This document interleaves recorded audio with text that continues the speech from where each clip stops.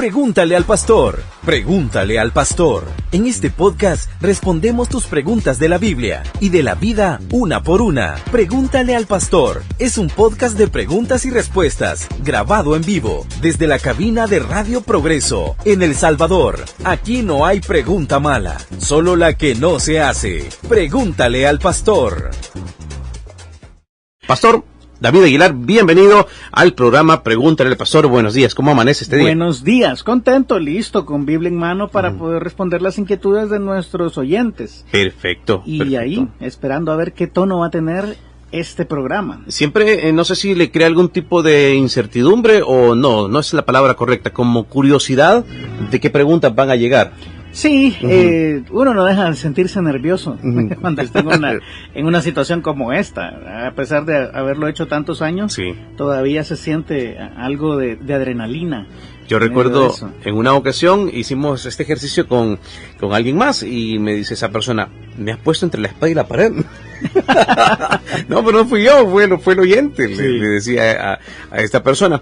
Pero sí, yo creo que hay varias preguntas que de repente pues quizás buscarle alguna respuesta no es así como tan fácil, pero el pastor David Aguilar tiene pues una agilidad increíble. Si usted lo viera acá con 3 Biblias, trae la enciclopedia, no hombre, es una gran cosa. Pero lo importante es que él ya está listo para poder comenzar a escuchar sus preguntas y por ende también darle la respuesta que usted no necesita escuchar, sino que la que a través de la palabra de Dios se le puede brindar en este espacio de Pregúntale al Pastor. Por ahí ya varios activos. Kirborix, esta nota de voz no la puse temprano, vamos a ponerla. Buenos días Dani, buenos días Pastor, buenos días a toda la audiencia. Pastor, una pregunta así rápida. Cuando Adán y Eva fueron expulsados del huerto del Edén, bueno, la Biblia no dice si el huerto fue destruido o qué, o se destruyó a raíz del pecado, ¿verdad? Fueron expulsados. Actualmente, ¿dónde estaría o dónde se debería de encontrar el huerto del Edén? En algún lugar de este hermoso planeta que Dios nos ha dado. Esa me pregunta, Pastor, bendiciones, saludos. ¿Quiere ir el hermano Juan? Si va, nos lleva. Ok, buenísimo. Comenzamos, Pastor, con esta pregunta. Vamos a comenzar. Buenos días, hermano Juan. Vamos a comenzar respondiendo tu pregunta en cuanto a qué pasó después de que el hombre cayó y fue expulsado del huerto. Entonces ahí puedes ver cómo en el versículo, en capítulo 3 está todo el proceso de cómo fue expulsado, pero luego finalmente puedes ver cómo él lo saca del huerto por el pecado que ha cometido y finalmente él coloca una protección para que no entren nuevamente de regreso a este huerto. Entonces déjame hacer un caso primero y luego vamos al proceso de ver qué fue lo que pasó con este huerto. Entonces, en el versículo 3:22 de Génesis, dijo Jehová Dios, he aquí el hombre es como uno de nosotros, sabiendo el bien y el mal. Ahora pues que no alargue su mano y tome también del árbol de la vida y coma y viva para siempre. Y lo sacó del huerto de Edén para que labrase la tierra de que fue tomado. Echó pues fuera al hombre y puso al oriente del huerto de Edén querubines y una espada encendida que se revolvía por todos lados para guardar el camino del árbol de la vida. ¿Por qué habrá puesto Dios querubines y esta espada que se revolvía por todos lados y guardar el camino? Vemos que el pecado comienza un proceso de puertas en la humanidad. De aquí en adelante Dios se relaciona con el hombre, sí, pero de manera limitada. Hay puertas entre ellos. Hay una puerta para acceder al huerto donde él se reunía con el hombre. Va a haber una puerta en el tabernáculo, hay una puerta en el templo. Y finalmente, cuando vemos ya a Jesús viniendo, él dice, yo soy la puerta. O sea, todo cambia con Jesús. Hasta ahora ha sido puertas, guardas, imposibilidades, si usted lo quiere llamar así, trancas, que no nos permiten acceder directamente a Dios. Pero con Jesucristo, Él es la puerta. Él es aquel que nos permite tener acceso a Él. Cuando Jesús muere, allá en el tiempo donde Él fue crucificado, el velo del templo, simbólicamente, el velo que no es un velo, uno se imagina algo así como la tela de un mosquitero, ¿verdad? Cuando hablamos de un velo, pero realmente... Yo hasta me lo imagino color blanco. El velo, que era azul, púrpura y carmesí, tiene un grosor de un codo, es decir, 50 centímetros de grueso. No era un velo, ¿verdad? Es casi como un colchón, si quieres ponerlo así. y eso era lo que dividía el lugar santo del lugar santísimo en el templo. Ese velo se partió por la mitad de arriba a abajo cuando Jesús muere, en un símbolo de que ahora el acceso a Dios está garantizado a través de la muerte de Jesús. Nosotros tenemos acceso a Dios, cosa que hasta ese momento no era posible porque había una serie de puertas. Ahora bien, ¿dónde está el huerto? Bueno, el huerto lo plantó, dice Génesis 2:8, de Edén al oriente de una serie de ríos, voy a decir así, a donde él había colocado todo. Entonces, déjame ver si lo puedo encontrar. Salía de Edén un río para regar el huerto y de ahí se repartía en 4 brazos. El nombre de uno de los ríos era Pisón, que es el que rodea toda la tierra de Javila, donde hay oro, y el oro de aquella tierra es bueno. El nombre del segundo es Gijón, y este rodea toda la tierra de Cus. Y el nombre del tercer río es Hidekel, y este es el que va a oriente de Asiria. Y el cuarto río es el Éufrates. En el tiempo de Adán, lo que había era un río completo que pasaba por el huerto, probablemente naciendo incluso de la misma presencia de Dios, que es como un símbolo de cómo va a ser en la eternidad. Hay un río de agua viva que sale de la presencia del Señor, es lo que dice Apocalipsis capítulo 22. Pero aquí el río sale del huerto y se parte en 4 brazos. De estos ríos, de los que menciona, solamente tenemos evidencia de uno, que es el Éufrates. Pero tienes que recordar que todo lo que ahora hay, todo lo que ahora existe, fue completamente reformado por un evento cataclísmico universal, o bueno, en este caso mundial, que es el diluvio. El diluvio cambió la faz de la tierra para siempre. Entonces, básicamente, no sabemos exactamente a dónde está. Está cerca del Éufrates, puede ser en Mesopotamia, pero el único río que sobrevivió de ese cataclismo, y seguramente sufrió serios cambios, fue el Éufrates. Entonces podemos decir que el huerto probablemente estuvo en algún lugar en Mesopotamia, pero no sabemos con exactitud dónde. ¿Por qué? Porque se destruyó con toda la demás faz de la tierra en el diluvio.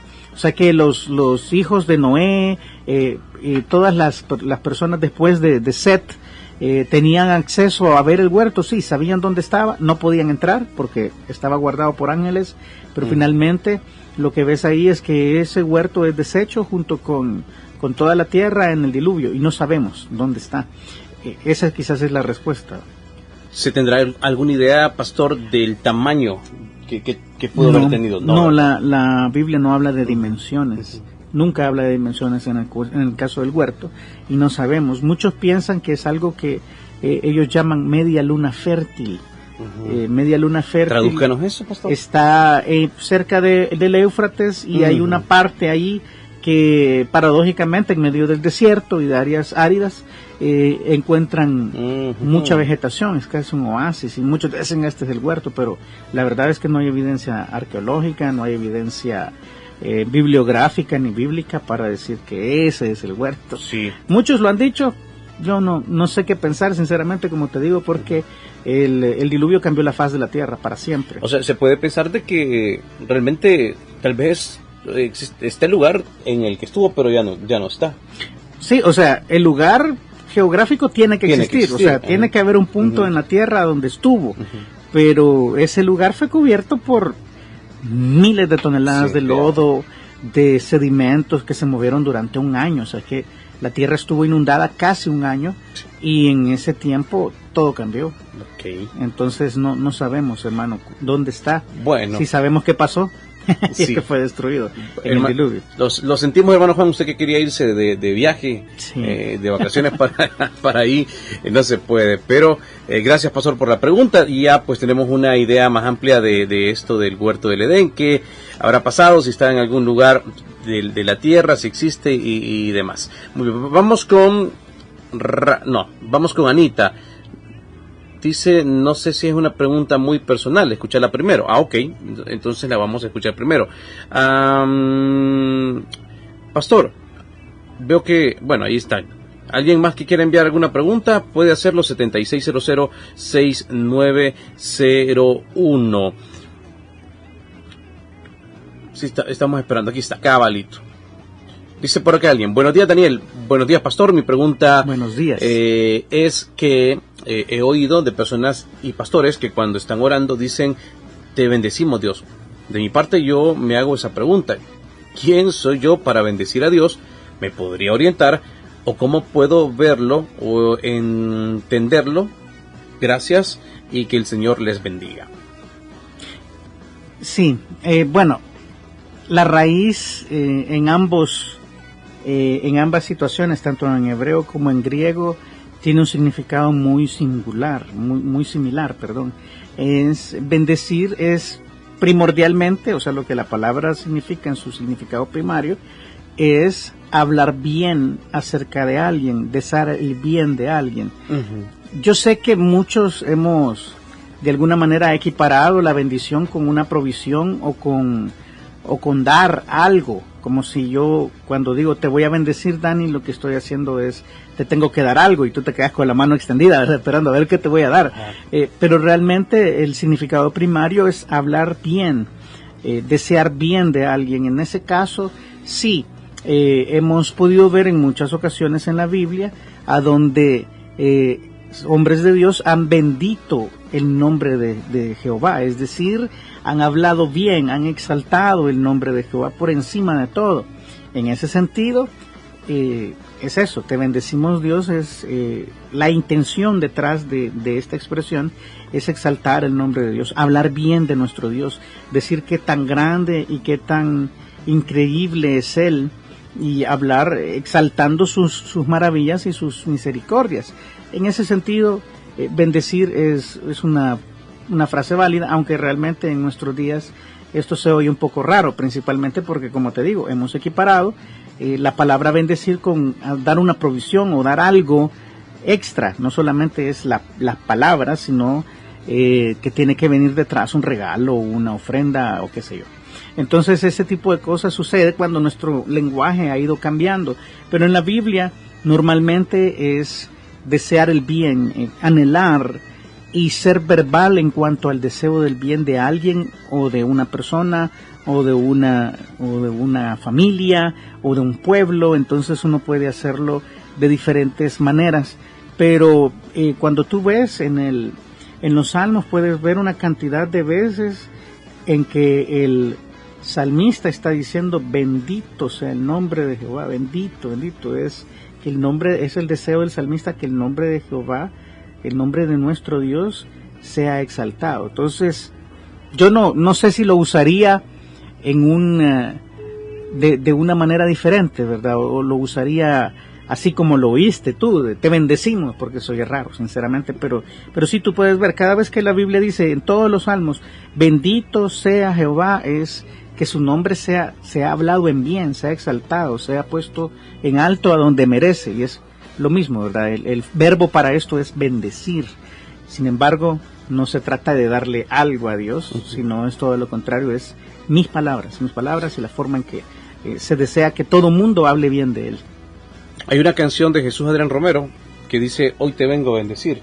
No sé si la he escuchado. Sí. No vengo a pedir, no vengo a hacer como una oración de petición, sino que Él viene a dar. Y entonces por ahí como que uno se va como enredando. Y creo que esa canción, esa y hay otras que a veces terminan diciendo que el hecho de que nosotros le rindamos la vida al Señor es como una manera de bendecirlo. Y cuando yo creo que sí, no es así. No es así. Bendecirlo es más bien un acto de adoración. Eso es lo que básicamente significa la palabra en un hebreo. momento de alabanza, decir yo te bendigo, ¿es correcto o no?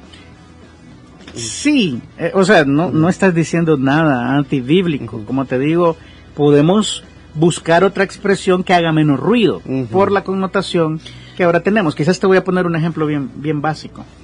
La Biblia dice que los ancianos, los pastores, líderes de una iglesia que tienen dominio sobre ella son obispos. Ese es el nombre bíblico que se le debe dar a un pastor general, podría ser, el obispo.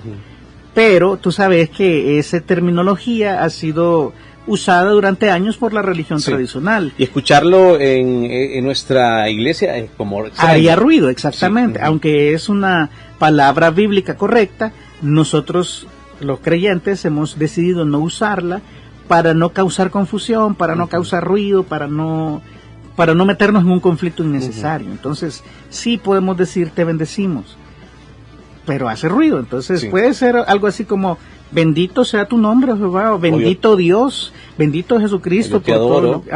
Simplemente podemos usar ese tipo de expresiones para no hacer ruido en algunas personas que tienen conceptos, voy a decir así, un poco sesgados de las palabras, conceptos modernos, pero básicamente, bíblicamente, la expresión es correcta, aunque hace ruido. Sí. Bueno, ahí está. Perfecto. Muchas gracias, querido pastor. Vamos con... fíjese que yo tengo una pregunta, pastor. Y es que escuchaba a alguien que decía que nosotros tenemos como la libertad de decidir qué hacer con nuestra vida. Y eso es así, que tenemos la libertad de... Incluso lo mencionábamos que el Señor, pues Él nos permite que decidamos, y no importa qué es lo que nosotros decidamos, pero esta persona decía de que los ángeles ya en el momento, ellos tienen como una programación de que ellos fueron creados para adorar al Señor. Entonces ellos tienen esa programación, y aunque ellos quieran no adorar al Señor, ellos han sido diseñados para adorar al Señor. Y que nosotros, los humanos, tenemos esa diferencia y que estamos quizás un poquito más privilegiados que los ángeles, porque tenemos como esa decisión de querer hacerlo o no. Bueno, y eso lo escuchaba en una predicación, entonces me llamó la atención. Sí, hay un montón de cosas que no conocemos cómo funcionan. Para ser honestos, una de las materias, voy a decir, de la teología sistemática, hablando de teología, que es más oscura y es más inexacta, por usar la palabra, es angeliología.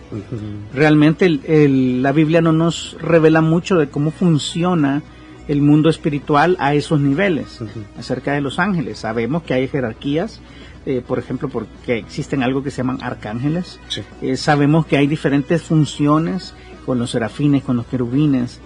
Ellos hacen diferentes funciones, pero la verdad no sabemos cómo funciona por dentro, ¿verdad? ¿Cuál es su organigrama? ¿Quiénes tienen más? ¿Qué tienes que hacer? O si así los creó Dios. Realmente no sabemos mucho. Sí. Entonces, a veces hacer este tipo de declaraciones tan aventuradas puede ser desastroso, un poco catastrófico. Que a mí me llamó la atención. ¿Qué sabemos de esto de la libre elección? Yo quiero decir esto: libre albedrío, como a veces usamos el término, es un término que no debería usarse tan a la ligera, porque es un término filosófico que implica en muchos sentidos diferentes significados. O sea, una persona que sepa de filosofía va a entender una cosa diferente a lo que tú estás diciendo. ¿Qué estamos viendo en la Biblia? Que el hombre tiene la capacidad y el derecho dado por Dios de elegir. Elige a blanco o negro, sí o no, el camino del bien, el camino del mal, a Dios o al diablo. Eso es la libertad que el hombre tiene. El libre albedrío es un poco más profundo, está hablando de una situación de circunstancias que como que el hombre es dueño de hacer todo lo que quiera, pero realmente todos estamos sujetos a nuestras condiciones y a nuestras circunstancias. Entonces no es que seamos libres de hacer, que yo digo, me voy a convertir en pájaro y me hago pájaro, no funciona así. Pero a veces el concepto filosófico va hasta ahí. Entonces no usamos libre albedrío, sin conocer bien el término. Usemos libertad de elección, tenemos libertad de elección. Perfecto. Ahora, en la libertad de elección, hablando de los ángeles, lo que sabemos de los ángeles es que en algún momento ellos tuvieron una forma de libertad de elección. ¿Por qué? Porque Satanás pudo rebelarse a Dios y arrastró con él a la tercera parte de los ángeles. O sea, ellos tuvieron la capacidad de elegir, bueno, a Dios o sigo a Lucero, ¿verdad? Que era el nombre original de Satanás cuando él era un querubín. Entonces tuvieron esta capacidad de elección. ¿Cómo funcionaba? No sabemos. La Biblia no lo dice. Es lo que inferimos de ver lo que pasó con Satanás. Él pudo sacar a Dios de la ecuación en su corazón. Él pudo tratar de subir al trono y ser tan alto como él. Él pudo en algún punto. ¿Dónde termina esta libertad? No sabemos. La Biblia no nos dice.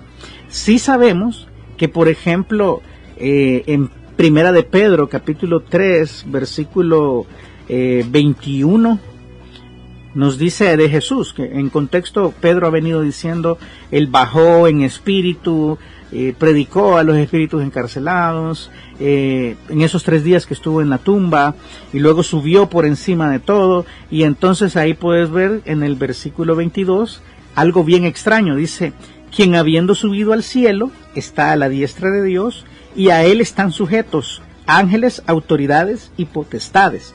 Es decir, que sabemos que Jesús, después de su resurrección, ha recibido la capacidad de gobernar sobre ángeles, autoridades y potestades. Ahora quien tiene el dominio es él, y por la forma en que esto está escrito en griego, nosotros llegamos a la conclusión que los ángeles no tienen elección, están sujetos a él, o sea, son obedientes 100% a él. Pareciera que esta capacidad de elegir se acabó en algún momento del proceso entre que Satanás se levantó, fue juzgado, fue expulsado de la comunión cercana con Dios, y el punto a donde Jesús resucitó. En algún momento esa libertad se acabó. Entonces yo creo, como te digo, que esto es solamente un reflejo de algo que también va a suceder con los seres humanos. Tenemos la capacidad de elegir ahora, el derecho, vamos a llamarlo así, pero cuando nuestra naturaleza esté completamente alineada con Dios, cuando nuestra naturaleza glorificada, alejada del pecado, de la muerte, de los deseos de la carne, entonces nos vamos a adherir completamente a su voluntad, y así, queriendo lo que Él quiere, realmente no vamos a necesitar esta capacidad de elegir, voy a decir así. Vamos a estar completamente sujetos y no va a haber una posibilidad para el pecado en nuestras vidas, y eso va a ser buenísimo. O sea, no debo decir que es mal, ay, qué barbaridad, no va a quitarme mi libertad. No, todo lo contrario. Vamos a desear lo que Él desea, vamos a ver las cosas como Él las ve. ¿Cuántos errores hemos cometido? Exacto, por esta capacidad de elegir. Decidir. Exacto, y la capacidad de elegir, yo debo decir, no es mala, es la posibilidad de que nos podamos arrepentir. Para eso existe. No es para que elijamos el mal y hagamos lo malo delante de Él, ni nos vayamos lejos de Él. Es que esa misma capacidad que tengo para elegir el mal, la tengo para elegir el bien y dar la vuelta completamente y volverme al Señor. Eso es lo que permite que el ser humano se arrepienta y que sea 100% responsable de su elección. Eso es importante decirlo, porque hay muchos que sostienen de que, bueno, Dios te preparó a ti, desde el principio te predestinó para que te fueras al infierno. Ese es el subtítulo del título, porque normalmente dicen, no, es que a unos los predestinó desde antes de la fundación del mundo para que fueran salvos.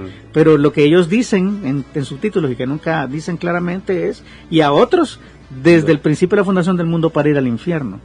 No funciona así. Somos 100% responsables de nuestra elección. ¿Y cómo lo sé? Desde Génesis 4 lo dice. Cuando Caín estaba pensando matar a Abel, Dios le advierte. Dios le advierte y le dice en 4:6 de Génesis: entonces Jehová dijo a Caín, ¿por qué te has ensañado y por qué ha decaído tu semblante? Si bien hicieres, no serás enaltecido, y si no hicieres bien, el pecado está a la puerta. Fíjate, primero le dice, hay una forma correcta de hacer las cosas, tú la sabes y estás actuando mal. O sea, eso Dios le está advirtiendo, tú estás eligiendo el mal.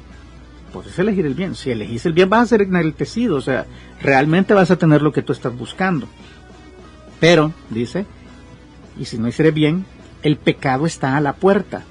O sea, dice, el pecado te está tocando la puerta. Con todo esto, a ti será su deseo y tú te enseñorearás de él. Es decir, Dios le está diciendo, yo sé que estás pensando mal, el mal te está tocando, tienes malos pensamientos acerca de tu hermano, pero tú decides si abrir la puerta o no. O sea, la responsabilidad toda está en Caín.